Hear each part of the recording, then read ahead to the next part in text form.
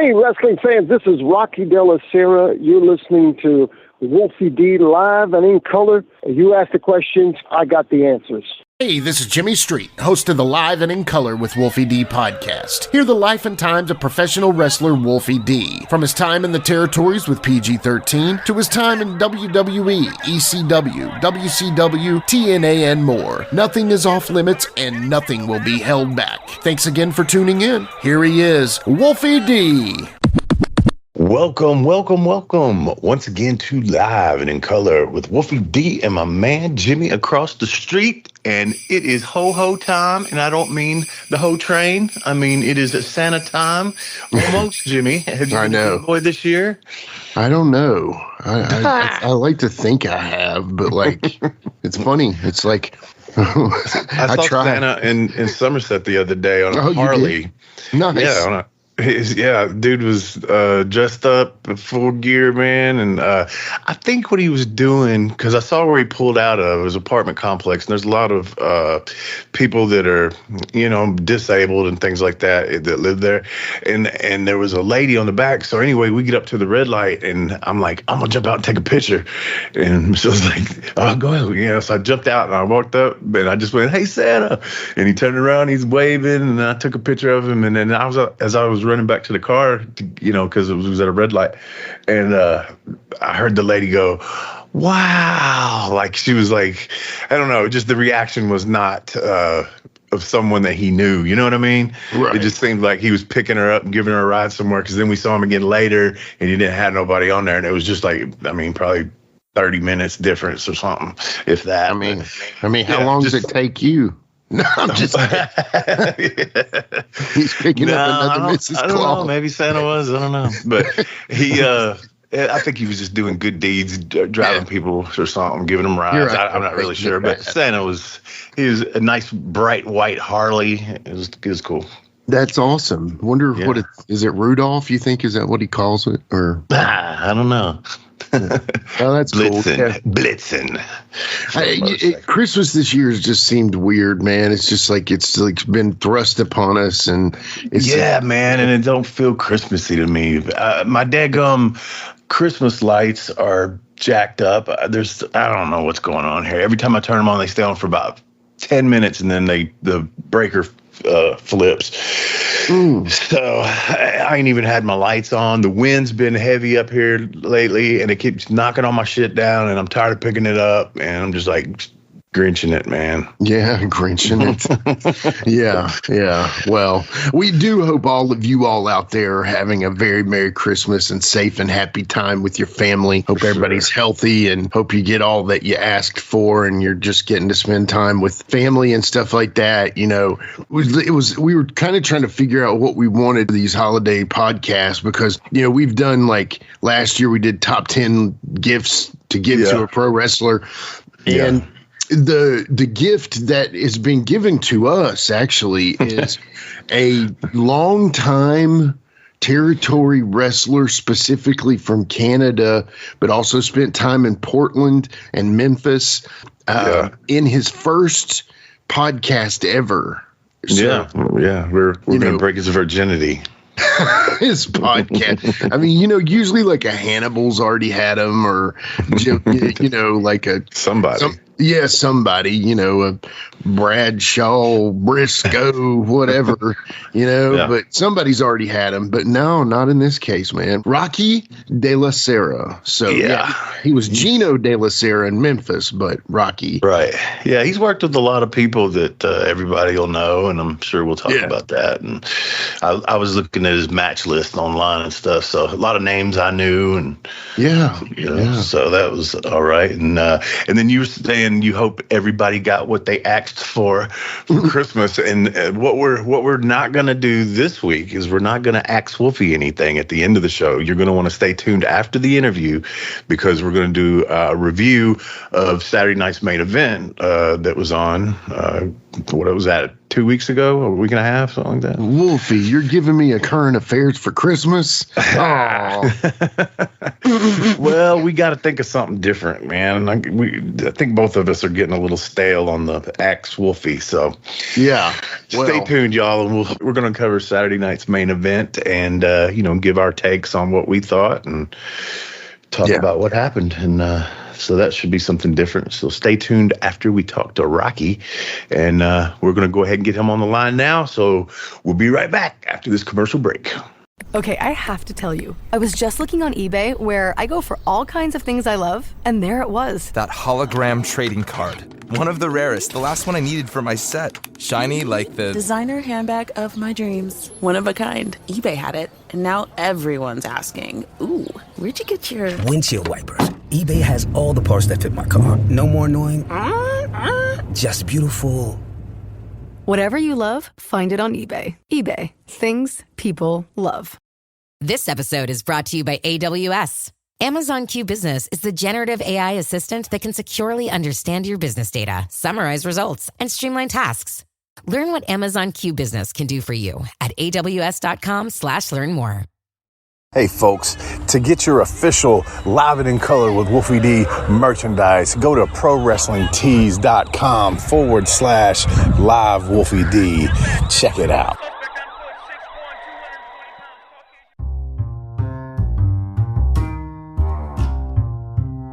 If you're listening to Live and in Color with Wolfie D on Apple Podcast and like what you're hearing, go ahead and leave a 5-star rating. And while you're at it, write a review. Tell us what you liked. Tell us what you'd like to hear in the future. It's very important to us and always appreciated. Thanks again. All right, guys, we're back. Thanks for tuning in. Thanks for hanging during the commercial break, listening to our sponsors. And today we've got another Portland guy coming up for Captain Nick's Portland reunion convention out there in the great Northwest. This guy's been everywhere. I was looking at his resume, man. He's been all over the place. He's a Canadian, and his name's Rocky Della Serra. How you doing this morning? How you doing, Wolfie? I'm doing well. I'm here in Vancouver, Canada. It's pouring down rain, but we're used to it here, especially this time of year. I would say so. It's early morning there for you, huh? Yeah, it's about just going on 10:30. Okay. Yeah, that's early for me and Jimmy. So, man, of course, we're going to talk about Portland. And real quick, Jimmy, right off the bat, man, why don't you give them the rundown on the everything that goes on with that convention, the info. That's the Portland Wrestling Expo with our buddy Captain Nick and Captain's Corner, and that's on Saturday, February 22nd at the Holiday Inn Portland Airport, 8439 Northeast Columbia Court, Portland, Oregon. You'll get to see great stars like our buddy John Nord. You get to see Lynn Denton. You get to see Ricky Santana. You get to see all the great stars of Portland, Mean Mike Miller, and our buddy today, Rocky Della Serra, man. I'm excited. Yeah, man, that's going to be great, man. I think the fans up there are going to love that. I know, Rocky, I'm sure you're probably looking forward to seeing some of your old buddies, huh? Well, it's been a long time since I've been in Portland. As you mentioned earlier, I am Canadian. I'm from Montreal originally. Montreal is it was a huge wrestling town, and still is. So, that's where wrestlers like the Rougeaus come from, Rick Martel. So Stan the Man Stasiak, who actually lives in Portland, Oregon, is from Quebec, Canada originally. But I live in Vancouver now, and that's how I got to wrestle in Portland. The wrestling promoter Al Tomko got me booked in Portland back in 1980, and I wrestled for a good 7 months there for Don Owens, who was the promoter at the time. Right. So, wrestling in Portland was a lot of fun. I enjoyed it, and I got to see some, beautiful country, great people, great wrestlers. I remember the wrestlers that were in that wrestling territory at the time. We had guys like Playboy Buddy Rose, Easy Ed Wiskowski, who was also known as Colonel De Beers. We had Rick Martel, Roddy Piper, the Sheep Herders, Rip Oliver. I mean, the list goes on. Myself, Eric tons of good wrestling. Eric Embry, yeah. Buzzsaw Sawyer, Matt Bourne. I mean, the list of wrestlers that have come out of Oregon and have wrestled in Oregon is just phenomenal. Yeah, absolutely. And you talking about Canada, man. Some of my best friends, seriously, that I've met in the business, man, have been Canadian guys. Thin BOWTIE is one of them, and Tiger Mike Anthony. I don't know if you remember him. He passed away somewhere around 2000. But yeah, man, I love some of my Canadian buddies. But so let's talk about the beginning of what got you. Like, I'm sure you watched wrestling as a kid. Who were some of your favorites? Yeah. Who inspired you? And what kind of athletic background did you have to get into wrestling? Well, my inspiration also, of course, was my older brother, Bob, who also wrestled. He was wrestling in Oregon back in 85 and 86, and he wrestled as a German, Karl Steiner. I don't know if, I'm sure the fans will remember him. All right.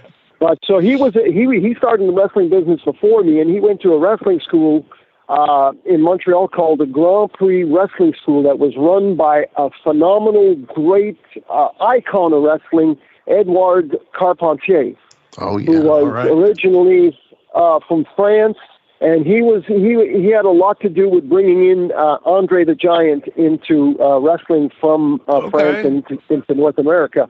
So Edouard Carpentier had a wrestling school, and Bob went to the school, got trained. And one thing led to another. He was wrestling for Grand Prix Wrestling and then got a big break and got to wrestle in Germany and wrestled under a mask, and he called himself the UFO. The UFO? So he was an inspiration, or he was a role model for me. So I once seeing him in the ring and stuff, I thought to myself, I'd like to give that a shot. And definitely, I also, my inspiration is watching wrestling on TV because, like I said, Montreal, I don't know if you've heard of the book Midgets, Mad Dogs, and Screwjobs, but Montreal is big when it comes to professional wrestling. A lot of great wrestlers have come from that part of the world, and a lot of great wrestlers have wrestled in Montreal. Like I mentioned earlier, Stan the Man Stasiak.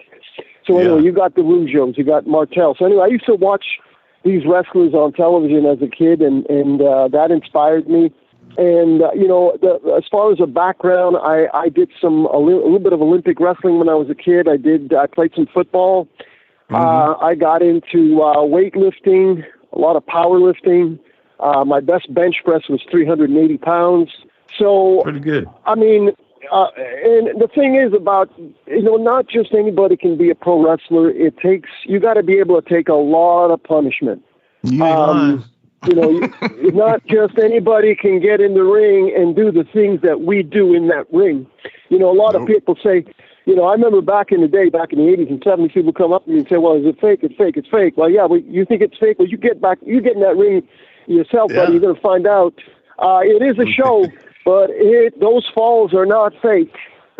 Nope. You gotta be a certain type of individual. I've even seen football players get in the ring and say to themselves, "Wow, man, you guys, I didn't know it was this hard." Absolutely. I've known a couple of NFL guys.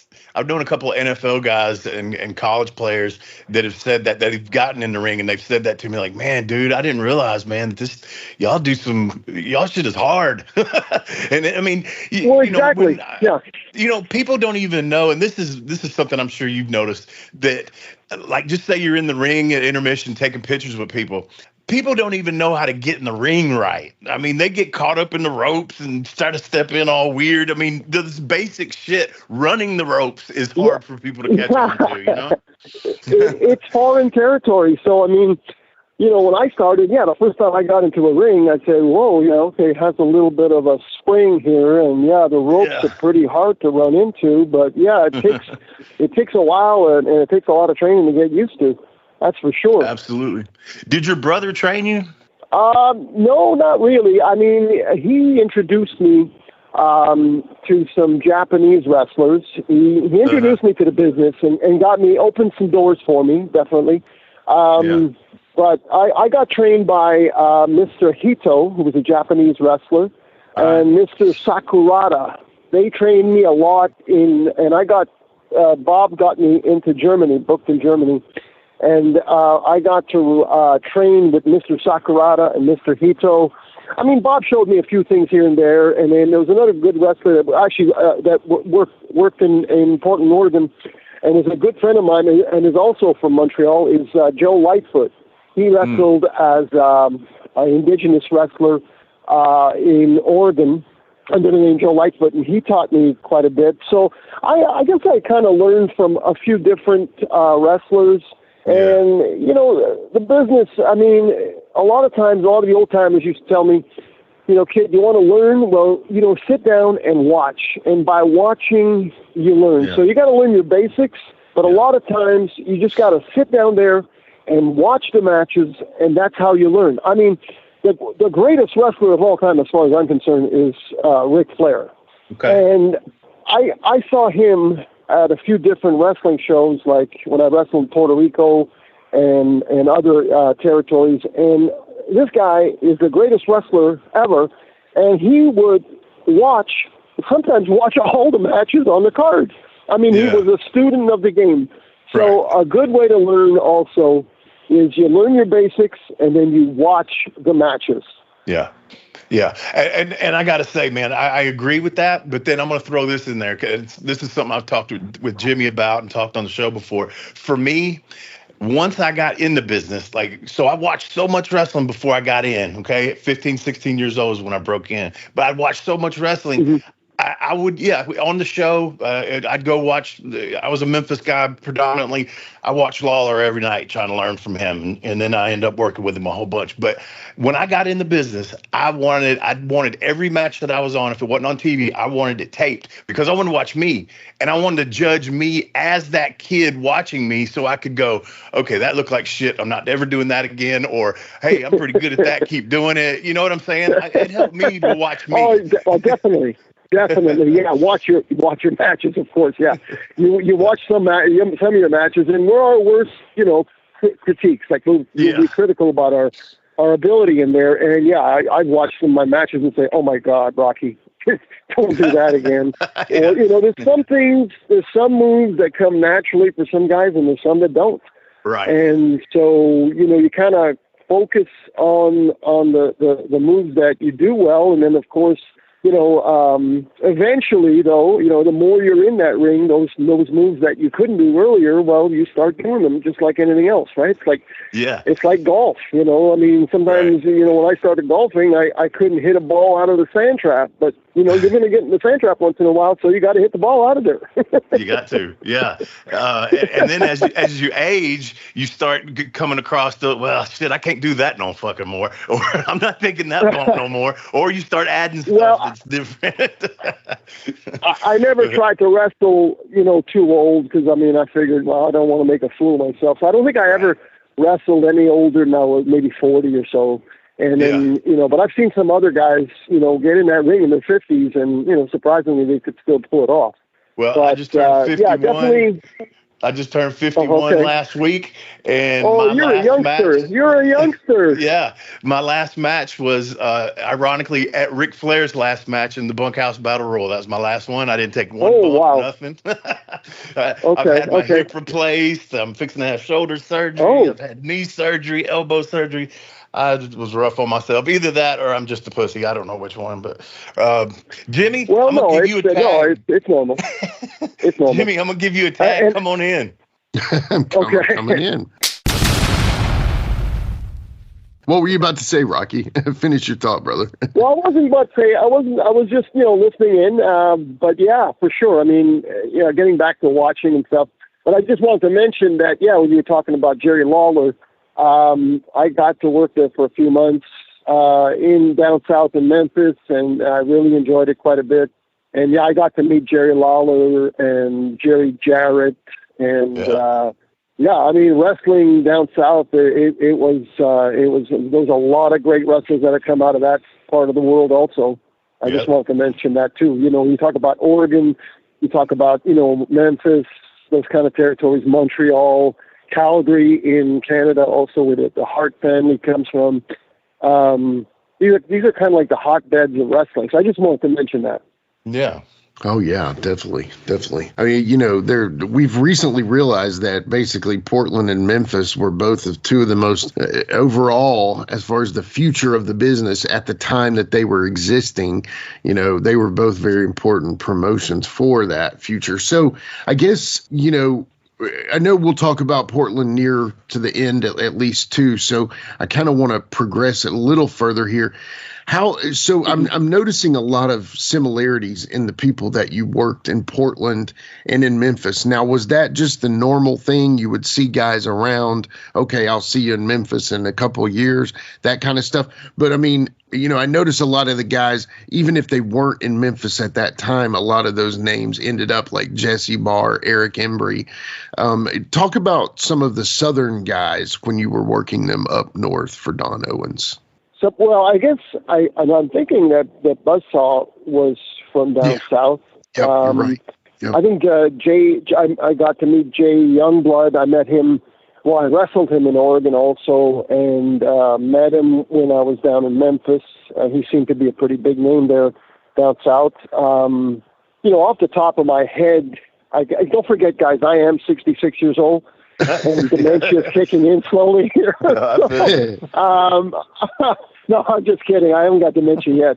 But I'm trying to think of some of the Southern wrestlers that I met. I mean, I met Dr. D. Yeah. He came down to Montreal for a little bit to wrestle, and then I met him in working for the Savoldi's back in the 80s. I met Dusty Rhodes in Puerto Rico working for Carlitos Colon and Jose Gonzalez. Met a lot of guys from down south there. Keith Larson, another Southern guy that I met in Puerto Rico. Charlie Cook.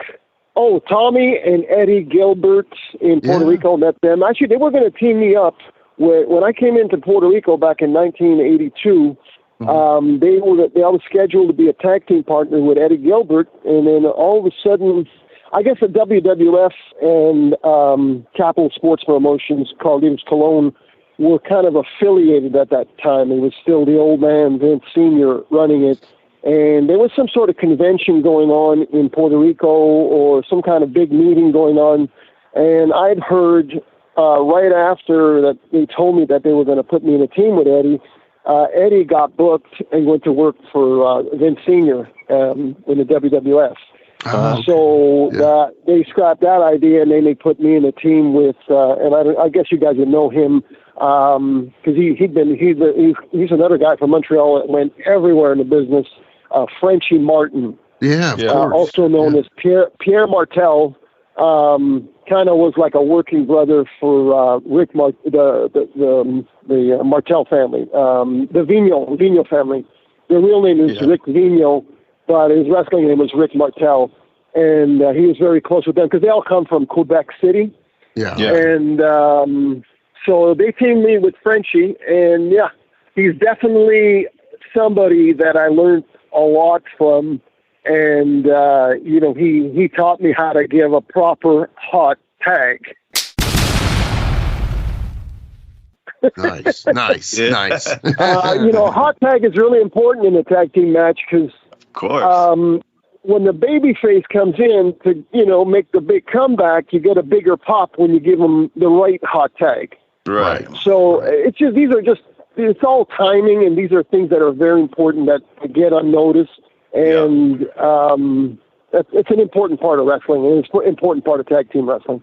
For sure. I love tag team wrestling. That's pretty much all I did my whole career was be a tag team wrestler. 2 different runs, pretty much 2 different teams the whole time, pretty much. But the hot tag is something that you got to get that part of it right. The match is just going to flop. So Exactly, totally agree with you there. In tag team wrestling, like you said, you did a lot of tag team wrestling.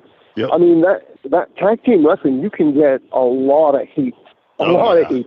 Oh yeah, it's the best. And what I like about it too is it just creates so many more like options and variations of stuff. And I don't mean like a variation of a move. I'm just saying like different you just can do more with 4 people, obviously, than you can with just 2 guys. And like you said, 2 guys to get some heat and false tags and all that shit, man. You can just do so much more when it comes to finishes. And I love tag team wrestling. And I'm glad to see, it brings me to this point. I watched Raw for the first time in forever last night, and WWE's always been notorious for just putting 2 singles guys together as tag teams. Well, they actually put a real tag team. They gave them the straps last night. So I was like, oh, that's pretty cool.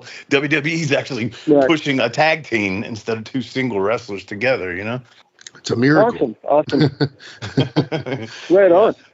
Hey, another Canadian that popped into my head while you were talking, that's doing some good stuff right now, and he's getting up there in age. They're calling him PCO now. He was one of the Rougeaus, or he was one of the Quebecers. I believe that was what he was with Jacques. What was the guy's name? Jimmy, help me out. Pierre Carl Ouellet, and he went. Pierre Ouellet. Yeah. I remember him. I think he came into the business kind of late 80s, early 90s. I think it is, if I'm not mistaken. I don't know if I met him or ever met him in working for, I don't know if you guys remember the promotion called International Wrestling. Yes. That was run by, started Andre, by Dino? Dino Bravo, Gino Brito, and then I think that even Martel came into the promotion a little bit in 85, 86. Yeah. They gave him a little piece of the action there. I'm trying to think of who else. Tony Muley, but he wasn't a wrestler, but he was just like a friend of Dino's, and he would help with PR work and promotions and all that stuff. So, and then there was another guy, French guy, I forget his name. But anyway, International Wrestling, they did some incredible business. I saw like big houses at the Montreal Forum of like 20,000 people. I remember the main event was Dino Bravo and King Tonga, who's also known, I think, as Haku in the WWF. Yeah. And I got to wrestle Haku in Puerto Rico. Nice. Great worker, good guy, nice guy. Bad temper. You don't want to get on his bad side, don't forget. Right. I've heard some stories, but... They're legendary stories. Okay. But another Southern wrestler, another Southern wrestler I want to mention that I remember very well, and he worked in Canada and the Maritimes for Emile Dupre, was Ron Starr. Ron Starr was quite the man, quite the worker, tough as nails. I mean, he wasn't afraid of the marks. I mean, I'm telling you, and when he got the heat, and of course Emile was so cheap he never had security, Ron Starr didn't need security because all the fans were scared to go close to him. It's always good to have. Bit of a Dr. D a bit. Okay. Let's take a quick time out and get a word from one of my dope-ass sponsors, and we'll be right back with more Live and in Color with Wolfie D. This episode is brought to you by Bleacher Report. How do you follow sports? From college football to the NBA, Bleacher Report brings you the latest news, live scores, and epic highlights from your favorite leagues, teams, and athletes, all in one app. Dive into exclusive shows hosted by your favorite athletes and original Bleacher Report series with breaking news, rumors, and predictions all season long. Download Bleacher Report to personalize your coverage. When it comes to towing, seeing is believing. That's why Chevy Truck's advanced camera technology offers up to 8 available cameras for 14 unique views, so you can focus on the view that really matters. Chevrolet, together let's drive. Learn more about Chevy Trucks at Chevy.com. Safety or driver assistance features are no substitute for the driver's responsibility to operate the vehicle in a safe manner. Read the Vehicle Owner's Manual for important feature limitations and information.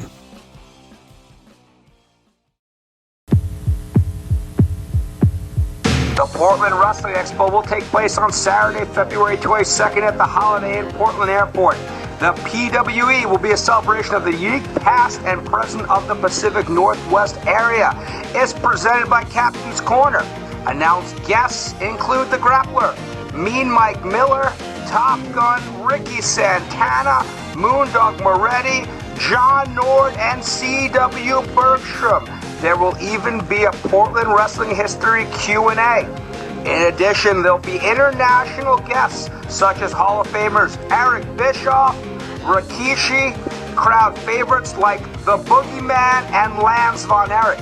Make sure to head on over to pwexpo.com to get your tickets. VIP tickets are already half sold. The Portland Wrestling Expo on Saturday, February 22nd. Be there. This episode is brought to you by LifeLock. The holidays mean more travel, more shopping, more time online, and more personal info in places that could expose you to identity theft. That's why LifeLock monitors millions of data points every second. If your identity is stolen, their US-based restoration specialist will fix it, guaranteed or your money back. Get more holiday fun and less holiday worry with LifeLock. Save up to 40% your first year. Visit LifeLock.com/podcast. Terms apply. This year, Santa's bringing the power of Energizer into his workshop. Whoa, the Energizer Bunny's got so much power. Wait, he's powered up all the toys. I think that means we're done for the year. I love this bunny. He's the hardest working helper the North Pole has ever seen. And he wants all your gifts to have the power of the #1 longest lasting AA battery. So this holiday season, stock up on Santa's and the elves' favorite battery, Energizer Ultimate Lithium. Like, who are some of the guys that you traveled with? Like, who you were around a lot outside of the ring that you could tell some good ribs or some good traveling stories or something? Well, I remember there was a few, especially when I started in the business. You know how it is. You know, they get the old timers like to rib you. So one summer, maybe my second year in the business, I'm working in the Maritimes, and I'm traveling with Killer Karl Krupp and the Cuban Assassin. Now, I don't know if you remember Fidel, the Cuban Assassin. I forget his real name. Not Fidel Sierra, but the Cuban Assassin. And okay. Gotcha. They were called. I think he had a tag team partner also. And back in the mid '70s, they used to go as the Cuban Assassins. And then I think his partner kind of quit the biz, and the Cuban. The one that, as I know him, the Cuban, he's from Puerto Rico. He kept working, and he worked a lot of years in Calgary. And he kind of did the winter in Calgary and did the Maritimes in the summer, and go to Japan. And so anyway, him and Killer, I'm traveling with Killer in his Cadillac, and I'm sitting in the back seat. And so one night, I'm about 21 years old, so they decide to play this rib on me, where they start arguing in the front seat. So Cuban's in the passenger side, and Killer's is driving, and they start arguing in the front seat, and then Killer pulls the car over. Cuban jumps out of the car. Killer jumps out. They start fighting in the ditch, and I'm going, what the hell is going on here? And then Cuban goes, oh, really, hey?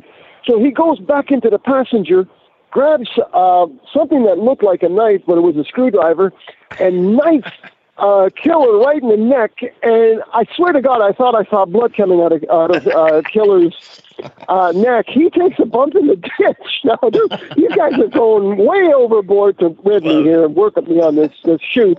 And I'm going, what the hell is going on here? Cuban looks at me. He says, get in the car, and we're going to go. Leave him here in the ditch. And then all of a sudden, Killer gets up, and now he's coming towards the Cuban, and then he just starts cracking up, laughing. The Cuban starts laughing, and the two of them couldn't stop laughing the rest of the night. We had just left from I forget what show we worked that night. We're heading to a hotel somewhere, motel or whatever. And these two guys, he says, now we got something to laugh about for the next few days. That's great, man. That's a good one. I love that. But it was a hell of a work. It was a hell of a shoot. And, of course, when you're 21 years old and, you're still a bit wet behind the ears, what was your reaction like when they let you off the hook? What was your reaction? Was it relief, or were you pissed, or what? Oh, well, a little bit of relief. Yeah, a little bit of relief. What did I witness, a murder here or something? So I said to myself, wait a second. I'm relieved. Okay, and then I'm also embarrassed. I'm embarrassed because I bought in. I was a mark. I bought into the shoot. I bought into the best part. That's the best part. But these are please don't forget, these guys, they look like the Krupp, Killer Karl Krupp, is like a big German bald guy. Yeah. And they both looked very intimidating looking if you saw them walking down the street, right? That's just not your average normal guys. So so just their facial expressions and their mannerisms, the way they did it. Here's my question. Yeah. Were you going to get in the car? If that had been real, were you going to get in the car and leave with him? At that point, I'm going, wait a minute. Like, I was almost like backpedaling, saying, wait a minute now. Were you going to be an accessory to murder, Rocky? I can't remember. All I can remember, though, is that when they clued me in on the work, I was relieved, and I was relieved, and what's the other word? Embarrassed. Yeah. Because now they're laughing at me, and they're just looking at him, and Krupp is looking in the rearview mirror, looking at me, and he's just cracking up laughing. That's a good I guess one, I turned a shade of white. Yeah. That's great. Come on back, Jimmy. Come on back. Yeah, so I do have a question here. This might be something that can turn a conversation here. Were you a part owner of Pacific Coast Championship Wrestling? Yeah, I was. I was when All Star Wrestling back in '89. Al Tom Crow had that promotion going for quite a few years. Long story with Al there. He bought in with. He was a promoter in Winnipeg, and then he moved to Vancouver. Bought into the promotion there with Don Owens, and Don had a big part of the promotion, and Gene Kiniski. And then he eventually bought those two guys out. And anyway, '89, he lost the TV rights. So there was this other young kid aspiring wrestler, Mike Roselli. His father had a construction business. And, one thing led to another. I got friendly with them. And me and Fred kind of took over as an independent. We're like basically the first promotion to be an independent wrestling promotion up in Vancouver in 1989. And yeah, I was a part owner. Yeah, that was part of why I wanted to find that out, because of that. Can you tell me any more info about the promotion as far as how long you went with it? And well, we lasted about a year and a half. I mean, we tried all kinds of things. We tried to get TV. We promoted by using kind of old school promoting, posters and newspaper ads, and sometimes, the odd little, you spend enough money in the newspaper, and they'll do a write-up on you and that kind of promoting. Not too much radio. We weren't drawing, to be honest with you. I mean,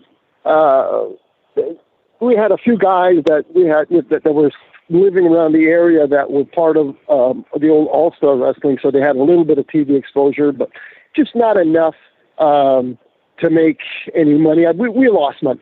We lost money, and I was into that. And then we, Fred packed it in. I mean, it wasn't. He never wrestled himself. His son did, but it wasn't hard to keep plugging away at it forever. And we just shut her down. And then I kind of did a little bit on my own here and there. He actually said, "Hey, listen, you can keep the ring, and I'll keep the belts as souvenirs of the money that I lost." And he let me have the ring, and I think I used it for training some guys and running the odd show here and there. But I finally, eventually just, packed it in altogether, because, I mean, there's just no sense. Now, if I would have had maybe like some social media like they have nowadays, like Facebook and all that other social media that goes around, that would have helped me a lot more than putting up 500 posters in the middle of a little town in outside of Vancouver and stuff like that. Because, the exposure is everything. And, people just don't look at posters. And so, if I had the social media, could have saved me a lot of posters and Scotch tape. Yeah, it's crazy how much easier certain things are today than they were, even 5 years ago. Yeah, with technology and stuff. Exactly. Yeah. So if I was an independent wrestling promoter today, I'd say it'd be a little bit easier, but still not like television, not, because you kind of use the TV as a teaser to get the fans, to the show. But, then, of course, with the WWF show, it's pretty hard to, or WWE, they call it, it's pretty hard to compete with the production that they have. So, of course, even if you had a wrestling show, it'd be still pretty hard to get a good crowd in the, asses in the seat. Yeah. Yeah, no doubt.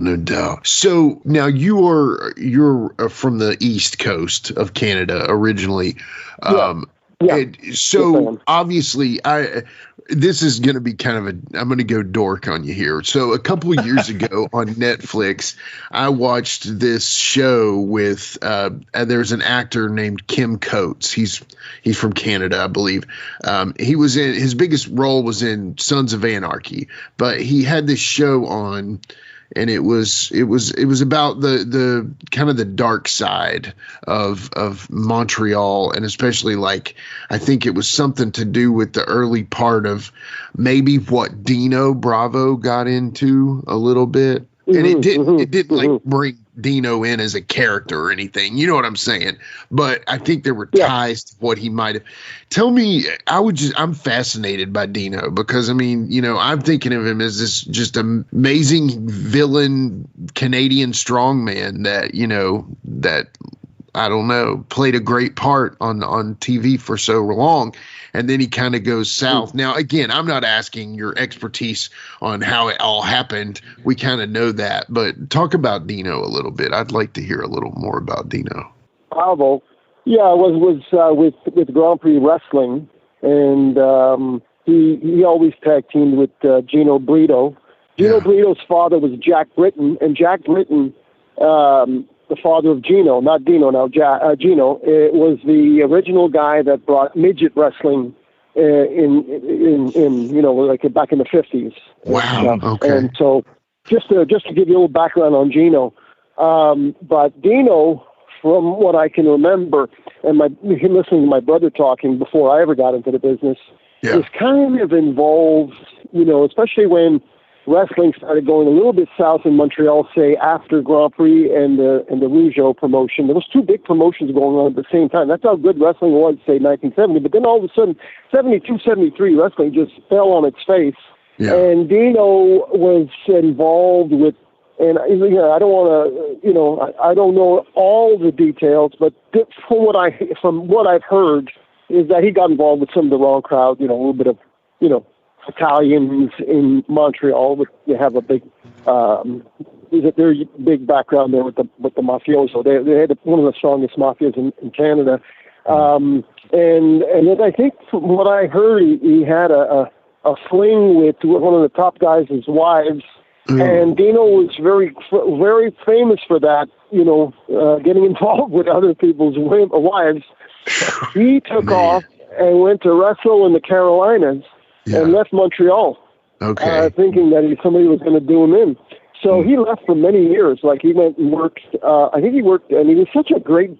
He had a hell of a body. He was a hell of a worker, and so he got a lot of work in the Carolinas. I think he even worked for AWA Vern Gagne.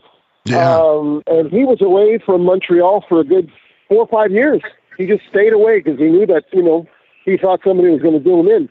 So was it Vito Rizzuto that maybe there were some ties with? I think. Anyway, I'm not trying to. The Rizzuto family. I think they're involved in some kind of food or cheese or something. And, anyway, I'm not very familiar with them. But anyway, make a long story short, Dino left, and then he came back in 1979, 80.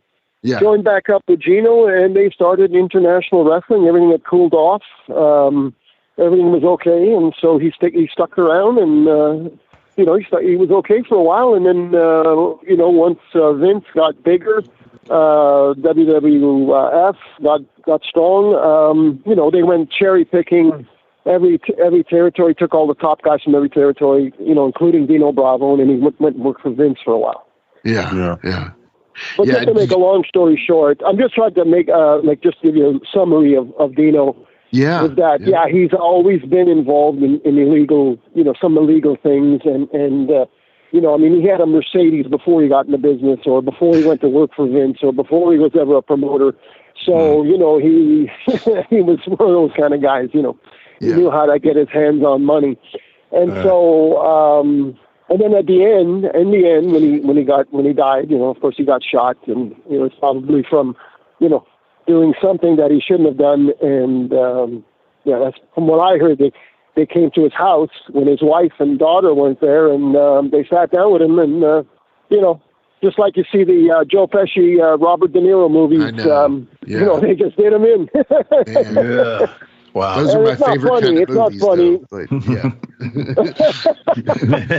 But, Joe Pesci's got to be the smallest guy that can work like the toughest guy I've ever seen. He's actually scary sometimes. Yeah. Yeah. He's a hell of a worker, that boy.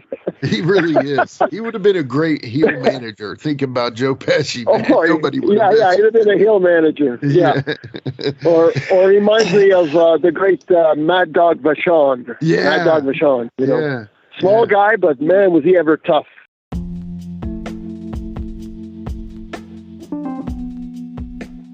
And now a word from our sponsor. The wrongs we must right. The fights we must win.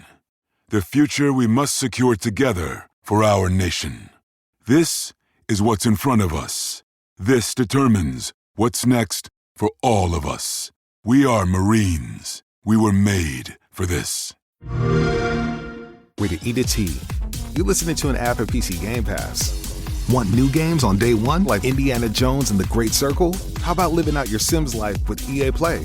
We're talking high-quality PC games all for one low monthly price. We got you. Learn more at xbox.com/PC Game Pass or click the banner. Indiana Jones and the Great Circle available December 9th, 2024. Game catalog varies by region and over time. Okay, that's the ad. You can go back to doing whatever you were doing now.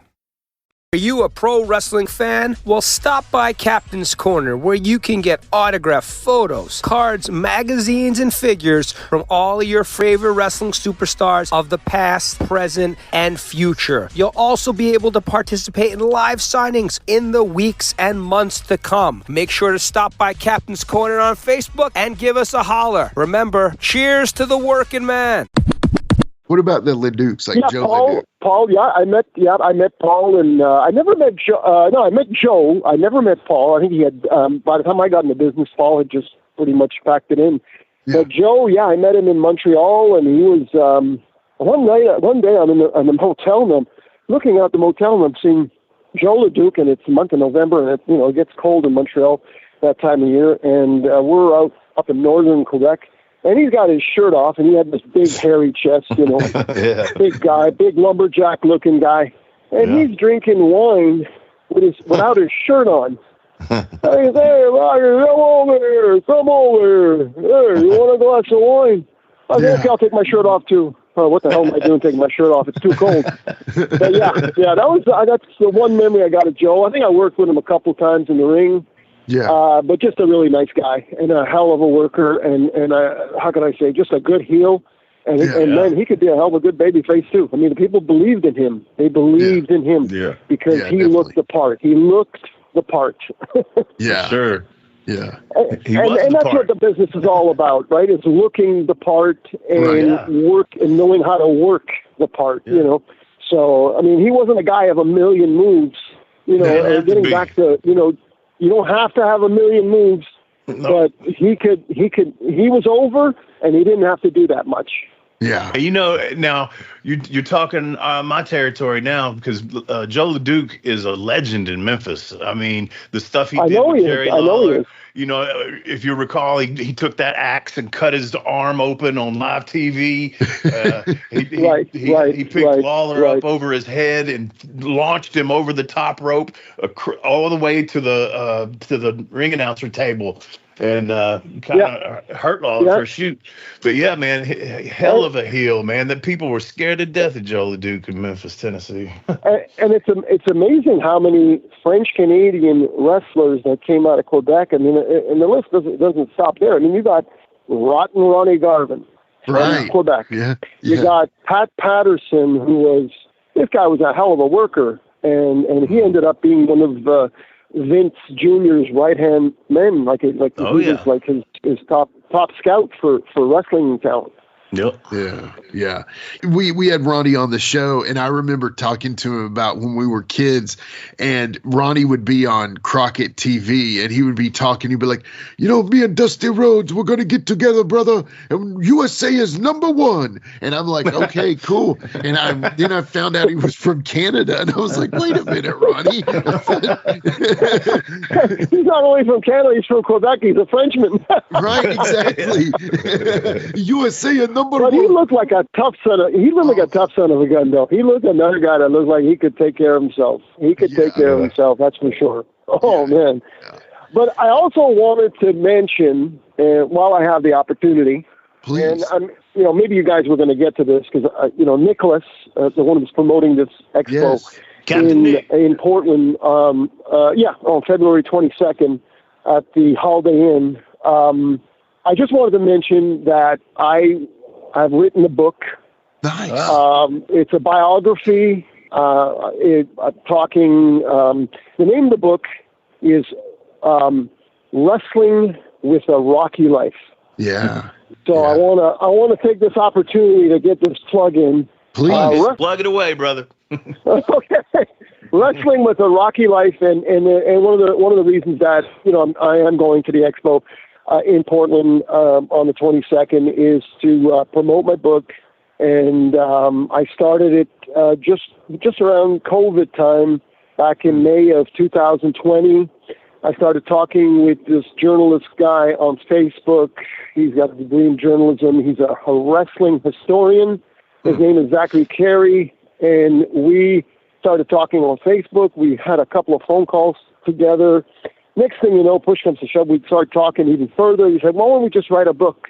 It seems though we get along real well. And so then he'd say, okay, I'll put the recorder on Rocky, and then I'll come up with a bunch of questions all the time, and then, you answer them, and we'll just record everything, to get the information. And so basically I told him about my whole life, how I started from the age of 6 years old to today.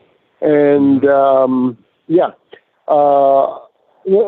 of the reasons why I'm going to the expo, and of course, at the same time, I'll see some of the guys that I haven't seen for years, and just something to do. Go to Portland. I haven't been in Portland for a long time, and at the same time, promote my shows, my book, and looking forward to it.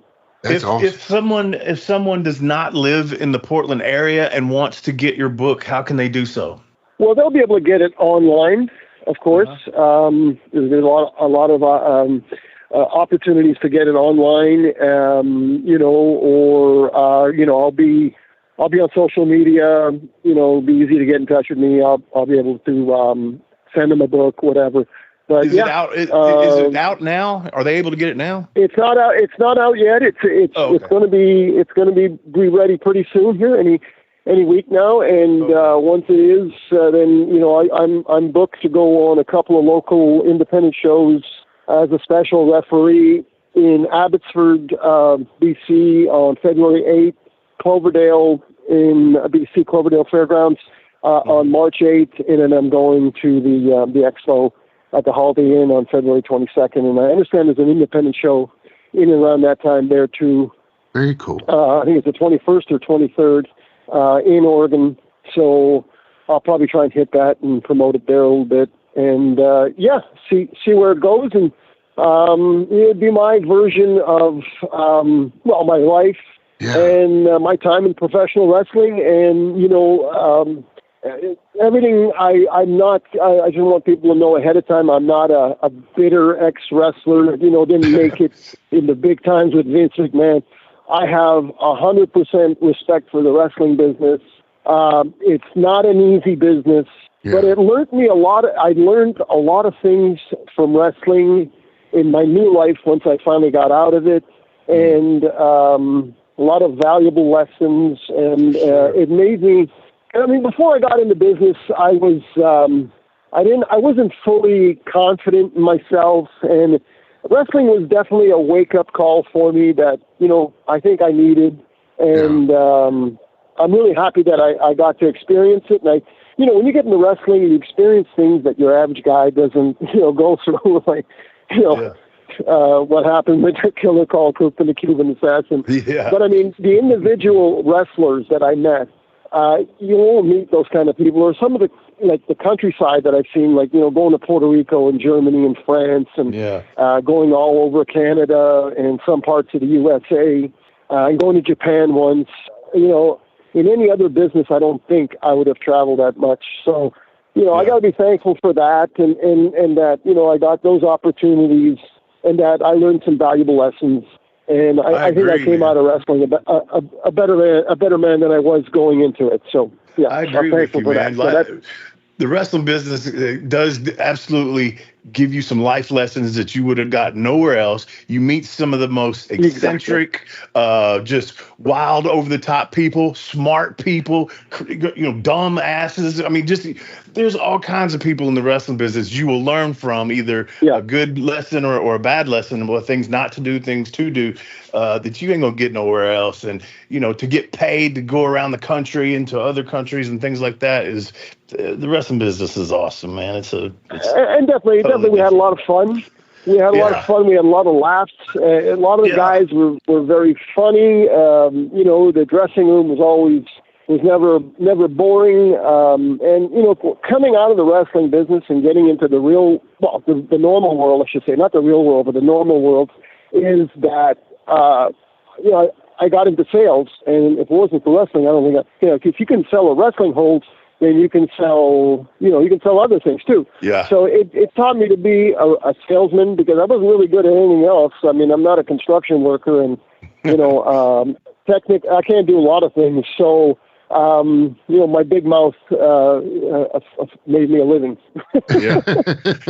And it also taught you that in the face of a murder, you would flee with the murderer instead of rearing medical aid to the victim. We know this about you now. That's what it taught you. Hey, man. So I just wanted to put that little plug in there for the book. Please, I appreciate you guys having me on your podcast. If you can send me a copy of this podcast, that'd be great. Yeah. Yeah. We'll get the link to it. And other than that, it was a blast. And hope to see you guys and talk to you guys again. Sounds good, brother. Thank you. Appreciate you coming on, man. Okay. You take care. Take care. Thank you, Rocky. Okay. And we'll be right back with our special segment as me and Jimmy talk about the first in a long time Saturday night's main event. Are you saying we're bringing back current affairs? If WWE... Not really, but sort of. Okay, so for this show only, current affairs. DJ, hit the music. It's a current affair. It's a current affair. Love it in color. It's a current affair. Love it in color. All right, we are back with Ask.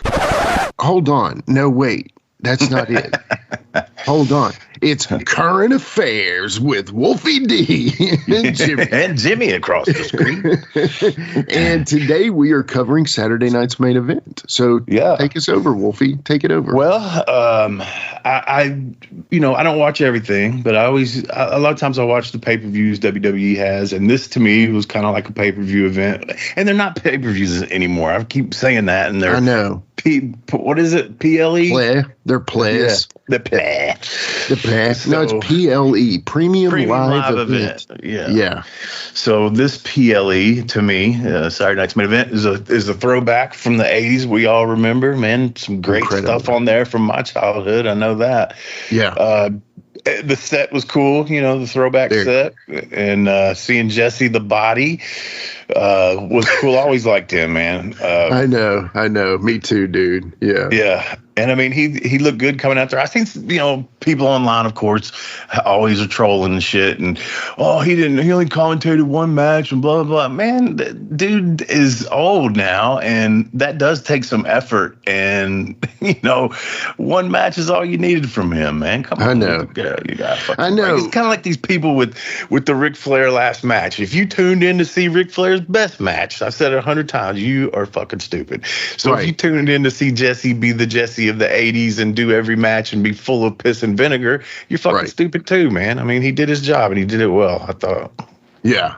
No, I mean, it's incredible. I agree. I love Jesse. Anytime I hear Jesse the Body, he's one of my all-time favorite color commentators. You know, there was a funny meme going around. They showed a picture of them all sitting there. And one thing I want to talk about in just a second, but this is funny. There was a meme that says, Michael Cole says, the union between Cody Rhodes and Kevin Owens used to be so strong. Jesse Ventura says, you know who else needs a strong union, Cole? It's the wrestling industry. Yeah. Everybody in the back should unionize a me, and then the broadcast cuts feed and goes. Yes. He's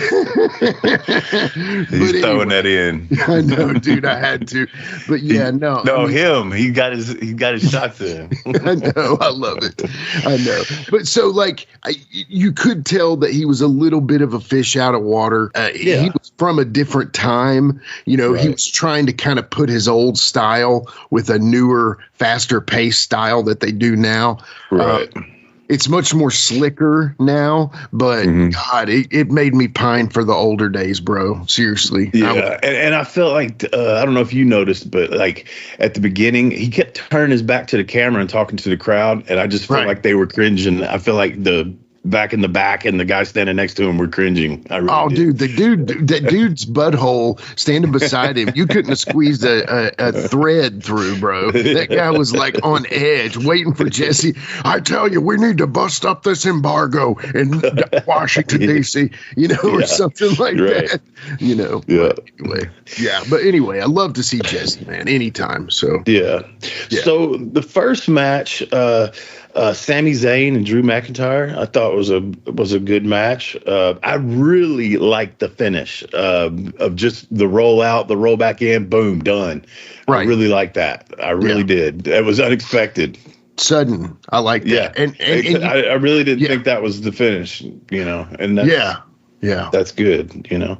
It is. But the match itself was good. I think Drew's a hell of a worker. I think Sammy's really good. His look kind of turned me off at first, and I don't mean, when I say first, I don't mean that this particular show, but I get it now. You know, he sells great, and he's kind of like, not in looks, but he's kind of like Ricky Morton. That's his deal, is he sells, and he does it good. So that's I think that's what gets the people with him, and just shows if you fucking sell, you can get over. Yeah. He's taking the Ricky Morton role, you know, selling like mad. But this was a match that was supposed to happen because Zayn is in a place right now where he can kind of put guys over as a strong, you know, underneath guy. And McIntyre was needing a strong, you know, in my opinion, I think McIntyre needed a strong return here. And by doing this, he takes care of a person that, you know, in theory, he's important maybe to the bloodline story. But other than that, he doesn't really have much going. So, yeah, McIntyre's awesome. I like him. He would have been good, I think, in your crew in TNA. Don't you think? Yeah, for sure. He would have fit in perfectly, you know. So, Yeah. So then the second match, Liv Morgan and Io Sky, another good match. I'm trying to think here what went on in that one. I think it's just a basically good match with you know, putting Liv over and then setting up for her and shit. Io Sky or Rhea? No, Rhea. Yeah. Oh, Rhea. Setting up for her and Rhea. You know, she came out at the end there looking big as fuck and very broad-shouldered and manly. And I say that, you know, because I usually say, you know, I think she's gorgeous, but man, she looked fucking not ugly or anything like that, but she looked like dude-ish, sort of. I was like, damn. You're making me feel something funny, Rhea. What's the deal? But I like her a lot. I really do. But yeah, the match was good. And like I said, I think it was there just to get Liv over and move on the story with her and Rhea. Liv is so interesting of a character. It's like she's like the little annoying girl that you would know that was all bubbly all the time, but then also had a dark side and like would like do stuff like put, you know, pranks on people. I don't know. She just seems like she plays plays a good role, and then I think she even took a nose shot in the match, if I'm not mistaken. That was stiff, man. I knew that when I seen it. I was like, damn. I know. I saw something where it said it broke her nose. I don't know if that's true or not, but I mean, it was definitely bleeding. Man, it was definitely in there. So it was busted. Don't know. Yeah, but that Io, she's a pretty stiff little worker. A lot of those Japan girls are little stiff bitches, man. They are, man. They got them kicks and everything that'll just, God. They all like. It doesn't appear that they like to tan though, but true. Some of them do. Like a lot of the guys will tan quite a bit, but it doesn't appear that the women like to. I don't know. Never mind. On to the next one. On to the next one. So the three-way dance, if that's what they call it anymore, the championship, World Heavyweight Championship, Damian Priest, Finn Balor, and Gunther. I am not a fan of Damian Priest. I think his stuff is okay looking, but a lot of it's not to me. Gunther, I like him. I actually do. Yeah. And Finn Balor, he's a good worker. He just looked so funny in there with those two guys that were so much bigger than him. I know. Yeah. And obviously, my thinking, like, he's there because somebody had to get beat. Right. Right. And wanted to put Gunther over strong. So that was his role in the match. But yeah, man, something about Damian Priest. I like his look. I don't know about his work sometimes. And I can't remember what pay-per-view that was recently where, like, the end he didn't kick out or something like that. And just, I don't know, man. I don't think he's world championship material. That's more of my point than anything. Yeah, I can definitely see that. I think Drew McIntyre is much more championship material than Damian Priest, in my opinion. Yeah. Yes, I agree. But he, the thing about and I think they're both the same age, like they're in their 40s and stuff. But, Damian to me does have that look. But again, there's something not clicking with the. Yeah. I don't know. He like works too small, but he's not big enough to work big. I don't know. It's a weird. Yeah. And then his that dive he fucked up, and then he didn't even sell it. Yeah. Like he should have sold that. He should have laid there for a minute because right. Yeah. He tried to do that Undertaker dive or whatever. Yeah, exactly. Yeah, and that I do think that he wants to be a little bit like a Latina Taker or something. Latino Taker, Anyway, so but undercard Taker. Decent match. I hate three-way matches anyway, but right, because that it's going to have to be some kind of weird schmoz to, get to the finish. And what I always, totally. I always hate that it shows when the let's say the guy going over shit cans the first guy and he does something so incredible. And then he has to run like a mile to get to the ring. That it wasn't that instance with this match as much, but I've seen that happen before anyway. Yeah. So Gunther wins. On to the next one. So this was Meechin and Chelsea Green. And I was watching that match, dude. That was the worst match on the card. Yeah. And nothing seemed right in that to me. It was, everything looked pretty weak. I heard, I've seen a lot of people saying, oh man, that finisher Chelsea Green did was great. Okay. And the rest of it was not. And my thoughts, I swear to God, when I was watching it was, God, whoever wins this gets the honor of being the first women's United States champion. I don't think either one of these girls deserve this. I know. That was really my thoughts on it. And Chelsea Green, I love her look and her gimmick and everything. That fits her. She does that well. But man, that match, and I don't think that. Maybe I don't know, okay? I haven't seen enough of either one of them to say whether that match reflects on both of their bodies of work or not, but either they was off or something, because I didn't like that. And I'm not a hater on women's matches either. I think a lot of the women's matches are actually good these days, but that one was not. Yeah. I'm with you, man. I mean, there's not much else weird to say. Too. Sorry to cut you off. No. Chelsea Green sells weird too. That's the only thing. It's like it's almost like a whole dizzy thing the whole time. It's weird. I don't know. I can't put my finger on it, but I know it when I see it. Okay. Yeah, that makes sense. I never thought of that about that way actually, but it does make sense.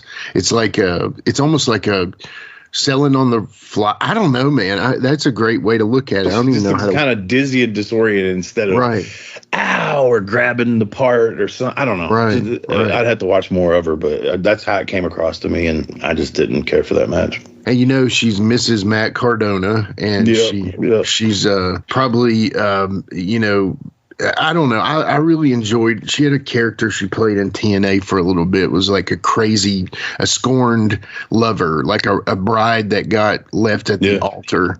And that gimmick was awesome because she wore like the same makeup and the dress. Like she just wore that for months. Yeah. Because that was like her gimmick, And I love that. But she's tried to put in elements of that in the WWE, and it hasn't worked as much. But I think that's what first attracted them to her anyway, was that whole role. But anyway, long story short, this was just a past match, and it sucks that the belt was included in this, but is what it is. But right on. Yeah. So on to the next one, the main event. Undisputed WWE Championship, Cody Rhodes and Kevin Owens. I'll let you go first this time. Oh, man. I mean, I thought this did tell a story. I thought Kevin looked strong in this. To hear Jesse putting over Kevin was surreal as crap to me because, it's like you're used to hearing him put over these amazing golden era bad guys, heels that were just the best. But, Kevin Steen is like what I would say is almost the picture of the current crop of wrestlers. He's like one of their main guys, and it was just funny to hear him take up for Kevin so much. But I thought the match was cool. I mean, I do feel like Cody's pushing to a heel switch though, but I think he should because I don't know. He's another one that like I don't think he's that guy, man. Sadly enough, I hate being like that because I don't mean it in a bad way. I'm just calling it how I see it, man. I just don't. I think his fire is so forced. Right. I mean, they get with it because it's been pushed down their throats now, and that song, they know when he does that one thing, you're supposed to cheer, but it's not an honest reaction. I don't feel like when he does the beat his hand on the ground, and then when he starts, huffing up or whatever he does, it just seems so forced to me. But and his work is good. I don't think it's great. Kevin Owens looked good to me. I must put over Charles Robinson's bump. That was not your average ref bump. I mean, he was feet to the ceiling, man. Yeah. God bless you. He took a hell of a bump, man. Little Nate is awesome, man. I like him. Yeah. And I mean, good finish. So I mean, I just feel like I think that Cody's came in immediately, and his foe was Roman, and for 2 years he told the story to get the belt. Right. And now I don't know that they thought it out as far as now what do we do when he's finished the story? Like, how do we continue the story with that? And then I just see brighter days ahead for him as a heel, honestly. I personally do. I think he looks like Homelander from The Boys already. Exactly. He looks just like him. And I mean, just like him. I don't think that's a coincidence, personally. But hey, that'd be great though, because he could. If they do turn him heel, he could really, tune into that. No, dude, totally. Yeah, if they would let him explode heads or something. Oh, that'd be great. Fire with a bionic elbow. Yes, and then their head explodes. Yeah. Speaking of this, though, have you seen the new Superman trailer? Have you seen the? I have not seen the whole thing. I've seen the advertisement before the trailer. Yeah, oh, bro, you got to see the trailer, man. I will just say this. All of a sudden, out of nowhere, what's the owner of the Las Vegas Raiders? What's his name? Oh, the guy that's dead? Or no, his son. Yeah. Butch Davis or something? I don't know what his first name is, but Davis is correct, yeah. I think it's got that fucked up haircut. Yes. All of a sudden, he comes out of nowhere and shoots a Green Lantern ring at something. Yeah, it's Mark Davis. Yes, look up Raiders Mark Davis, and you will see that he is playing the Green Lantern in the new Superman movie. Are you serious? Or no, it's somebody else. You're just fucking It's somebody else with a bad haircut. But anyway. Man. Yeah, and that that's a bad haircut. But anyway, I think it looks cool, man. The first scene, he like gets blasted into the snow and he whistles and his dog comes and the dog is dragging him. It's amazing. Crypto. Okay, all right. Yeah, well, it's going to be cool, I think. But it's going to be brighter. It's kind of like, I think it's going to be more like Guardians of the Galaxy movies. Like it's going to be brighter, cartoonier than the darker stuff. But anyway, back to wrestling. Sounds good.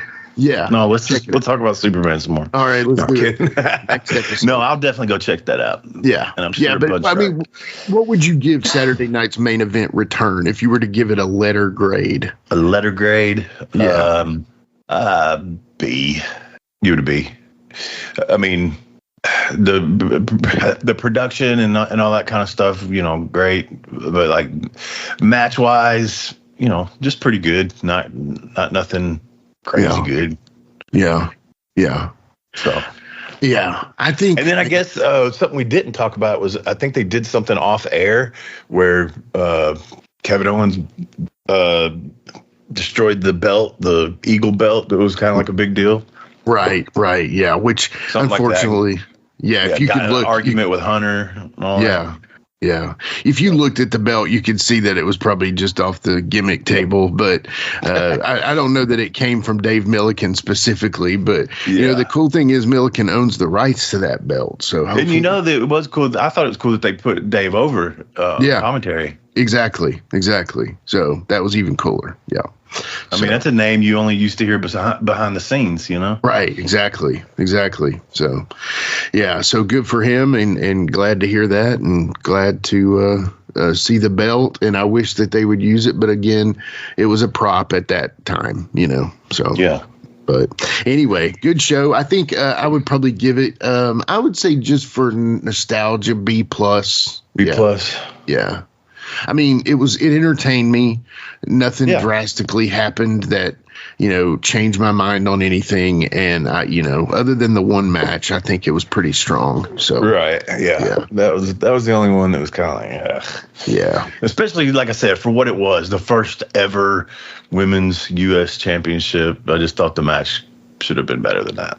Yeah, I agree. So anyway, all right. So that's our current affairs. We might try to do it again next week. We'll see what we can come up with. So tune in, check us out. Be close to the New Year's. Probably going to have some sort of New Year's show. Maybe something special. I don't know. We'll figure it out, won't we, Jimmy? Year-end awards, maybe. I don't know. Who knows? We'll see. Something like that. It'll be a New Year's thing. We'll figure it out, y'all. Merry Christmas, and we'll catch you next week. Still live and in color on the Wolfie D. It's Wolfie D, baby. I got a cap for your dome. We got a cap for your dome. This episode is brought to you by NFL Sunday Ticket on YouTube TV. Catch every moment of your team's playoff push with NFL Sunday Ticket on YouTube TV. You'll get amazing features like multi-view, and right now, it's only $49 for the rest of the NFL regular season. So give yourself the ultimate gift this holiday season. Get NFL Sunday Ticket for $49. Sign up now at youtube.com/Sunday Ticket. Device and content restrictions apply. Local and national games on YouTube TV. NFL Sunday Ticket for out-of-market games excludes digital-only games. ¿Hablas español? Sprichst du Deutsch?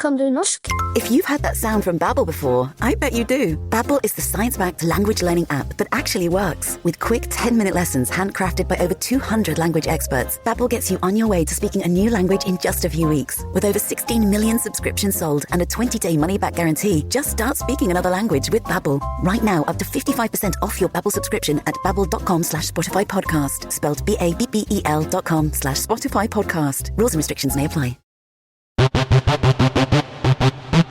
Ladies and gentlemen, welcome to Give Me Back My Pro Wrestling, the podcast that's based on the old school but can still help you find the good stuff from today. Jimmy Street and the Plastic Chic, Jared, are the undisputed tag team champions of the wrestling podcast world. From thought-provoking topics to superstar interviews to action figure expertise. This team does it all, and all they ask is, give me back my pro wrestling!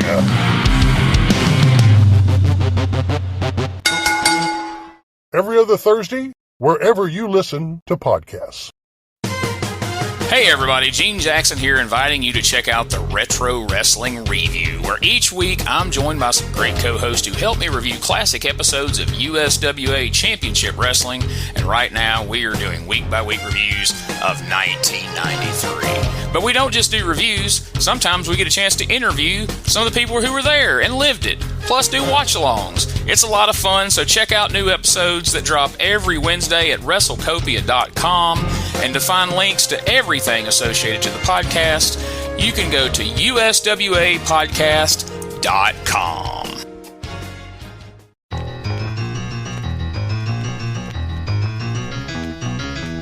Woo, mister, this is Handsome Jimmy, professional wrestler, the Boogie Woogie Man. Come on, people, my brothers and sisters, don't you dare miss this one. It's Wrestling Talk with Mayor McCall. Yes, baby, be there or be square. Oh, yeah.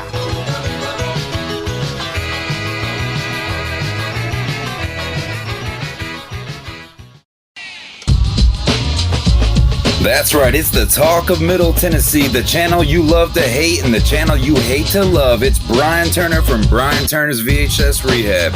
And if you're looking for matches from Wolfie D to Jerry Lawler to Dusty Rhodes and the team that put a pimp before your eyes and a goatee between your thighs, Booty Call and Athena, go to lostwrestling.com. See, I made it easy for you. Brian Turner's VHS Rehab. Booyah. Hi, this is Mike Needham, host of the Reckless Abandon Podcast with Mike Needham. We invite you to jump on your favorite podcast platform and search for the Reckless Abandon Podcast and give us a listen. I'm sometimes joined by a part-time podcaster, part-time co-host, and full-time wife, Tiffany Nicole. We talk wrestling, we talk pop culture, we talk local events, local happenings in West Tennessee, and a ton of other stuff. But be sure to check out the Reckless Abandon Podcast. Find us on Facebook. Also, look up the Microgroup Podcasting family on Facebook and see some of our other podcasts we have out there. Until next time, make good choices and always remember, no dollar, no dice.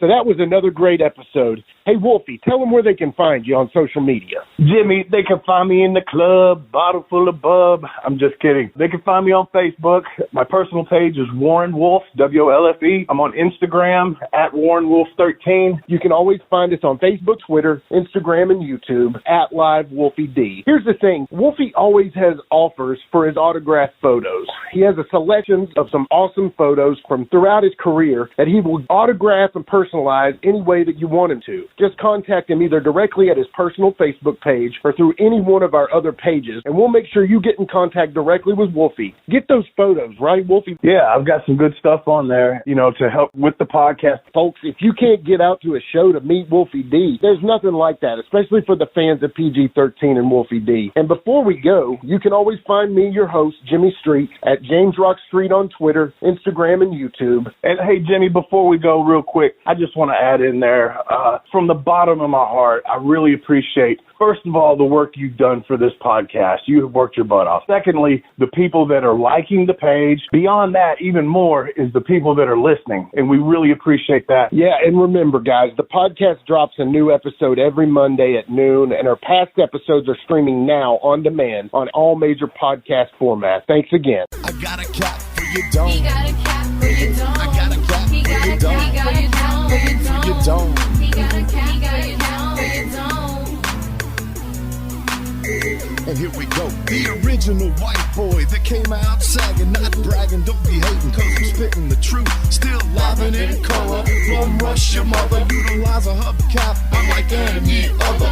Back in the day, I was N-O-D, and I was P to the G, plus the 1 and the 3. In case you forgot, they call me Wolfie D. Been cloned and copied so many times, tired of suckers taking credit for what is mine.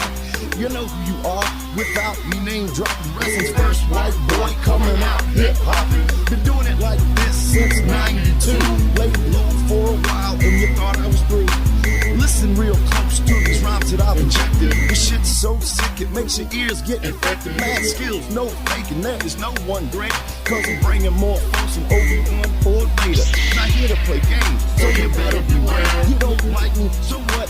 I really don't care. Like time I keep ticking and I can't be stopped. You sucker step to the side unless you wanna get dropped. When I finish, I'll straight knock you out. Please allow me to tell you what it's all about. I'm gonna wind it up, then I'm driving it home. It's Wolfie D, baby. Huh.